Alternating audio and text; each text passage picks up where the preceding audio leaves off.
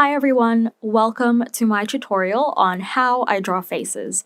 And in this video, I have broken it down into sections, which you can see on the screen, so you can skip to whichever part you want to watch. But before we get started, I do want to say that this video is sponsored by Skillshare, and I want to thank them for sponsoring another one of my videos. If you guys haven't watched the previous ones that I've done with them, they will be in the cards section. But basically, Skillshare is an online learning community for creators taught by fellow creators. And they've got a range of classes from design classes and business classes and so much more. And you can actually get unlimited access to all of these with a premium membership, which is an annual subscription and you pay less than $10 a month. What I actually love about this platform is that some of the teachers can provide a worksheet or a project or an assignment for you to do, and you can post it back on the platform and get feedback from the teacher as well as from people who are also watching the class. So I do think it's really good value for money, and it's a really great resource that I highly recommend. And because this is sponsored by Skillshare, you guys can actually sign up using the link in the description box to get your 2-month free trial of their premium membership. I will also list down in the description box some Skillshare classes that I found helpful that you can hopefully watch along with my very own tutorial, because I do recommend learning from as many resources as possible, and Skillshare is definitely one of them.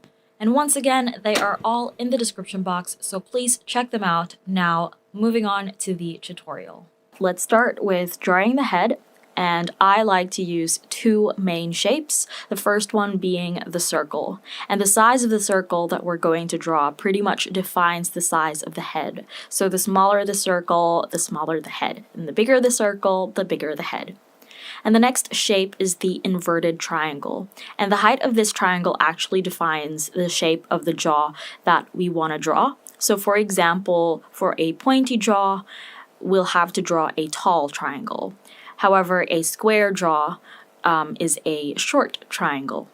And the next thing I like to take note of is the distance between the circle and the inverted triangle, because changing this distance can help us create a range of face shapes, such as an oval face shape, a square face shape, and a triangle face shape. And there are actually 3 main combinations that I like to use, which you can see on the screen, but for the demonstration I will be using the first combination and the most common one. Now that we have the basic head shape, let's add in the guidelines for the facial proportions, which is the ratio that I like to use. So let's start by dividing the head into 2 vertical sections and 6 horizontal sections so that we end up with a total of 7 horizontal lines. And I've named each line as line 1, 2, 3, and so on so that it's easier to explain. But basically, line 1 is for the top of the head. Line 2 is for the hairline. Line 3 is for the eyebrows. Line 4, which is the halfway point of the head, is for the eyes. Line 5 is for the nose. Line 6 is for the mouth. And lastly, line 7 is for the chin. Now that we have the guidelines, we can start adding in the facial features, starting with the eyes. When drawing the eyes, I like to start with a basic leaf shape on line 4. And the height of this shape can determine how big or how small the eyes we want to draw. I also like to take note of the outer point, because changing the placement of this, whether it's a little bit higher up or a little bit lower, it can give us a range of eye shapes, such as an almond eye shape or a downturned eye shape. And the next shape that we draw is the circle in the middle, which is the iris. And of course, when you move this to the left or to the right, it indicates the direction of the person's gaze. And then we also have an arch above the eye to indicate the eyelid or the crease of the eye. Now, the distance of this to the eye gives us a range of eye shapes once again. So for example, a monolid or deep set eyes. And also changing the angle of this can give us either upturned eyes or downturned eyes. And the last thing I like to take note of is the distance of the left eye to the right eye. Normally, this distance is another eye. However, you can draw the eyes closer together for close-set eyes or further apart for wide-set eyes. When drawing the eyebrows, I always draw it below line 3, and I start with a simple arch. Then I make one side thicker than the other. That's basically it. However, changing the height of this arch can either give us a nicely arched brow or a straight brow. When drawing the nose, I like to start with a circle just above line 5, and the size of this circle can give us a range of nose shapes. So for example, the smaller the circle, the pointier and narrow the nose usually is, whereas a bigger circle creates a wider and rounder nose. I then draw 2 arches for the nostrils, and the height and angle of this arch can also be changed for a bit of diversity. I also like to draw 2 more lines that look like the letter C to complete the nose, and the final touch are 2 lines for the bridge of the nose. So it connects down from the eyebrows to the circle that we drew for the nose. And you can draw this as light or as heavy as you want, depending if you want this to be way more pronounced. When drawing the mouth, I start with a basic leaf shape with a V cutout on top and a line in between.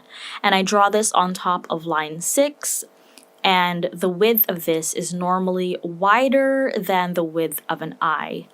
But changing this width basically gives you either small lips or wide lips. And then changing the height of this shape can actually also determine how large and plump you want the lips to be or how thin the lips are.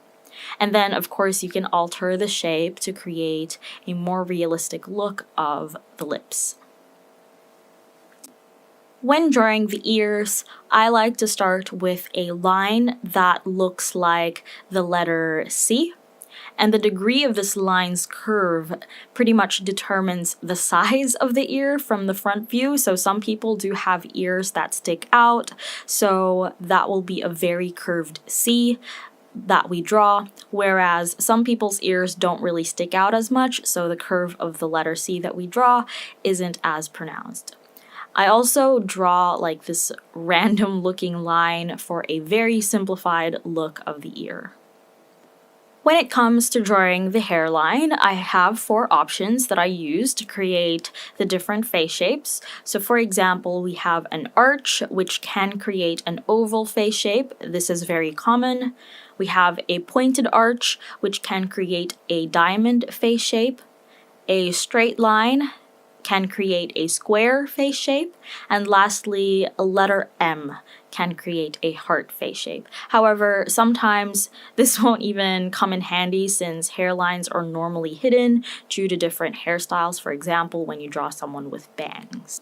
The last thing I like to add to my portraits are circles or ovals, and I actually use the circle that we initially drew for the head as a guide when placing the ovals for the cheeks. I do like to add these, but for you, it's optional. However, if you've been following my style and my art, you would know that I like to add these for my portraits. I also like to draw an oval on the forehead just between the eyebrows, as this will help me when I color the face in later. And then lastly, I like to add a circle on the chin just underneath the mouth, as this one helps me shape the jaw. And as a bonus, feel free to draw the neck. For a more realistic look and something that I personally like, I draw it almost as wide as the jaw. However, you can change the width to make it nice and slender. And once you've added in all of the facial features and the hair as well, which will hopefully be in another video, you finally have drawn a face. So when it comes to drawing faces and pretty much anything, I highly recommend using references, because reference images are very helpful when you're just starting out to draw. And it also gives you an idea of the diversity in faces, face shapes, and facial proportions. So I do hope that you've got an idea of what the basics are and how you can change that up through this video. I also highly recommend practicing regularly to try out other combinations and pretty much to experiment with the guidelines that I've shown you in this video. There are honestly no rules. Anything that I've showed you in this video only serves as a guide. So technically, it is up to you whether or not you want to follow them. But I do hope that you have found this helpful. In the description box are some links to resources and an exercise sheet that I've also included. And lastly, of course, I hope that your main takeaway from this is to have fun, because that's the most important part of drawing. Have fun and enjoy the process. So if you like this video, and I hope that you did, if you found this helpful, and I also hope that you did, please give this video a thumbs up, leave a comment in the comment section down below of anything you'd like to see from me in the future, because I would like to bring this channel back to life. Subscribe if you haven't already for more content from me. Feel free to share this video as well. And thank you so much for watching, and I will see you in my next one.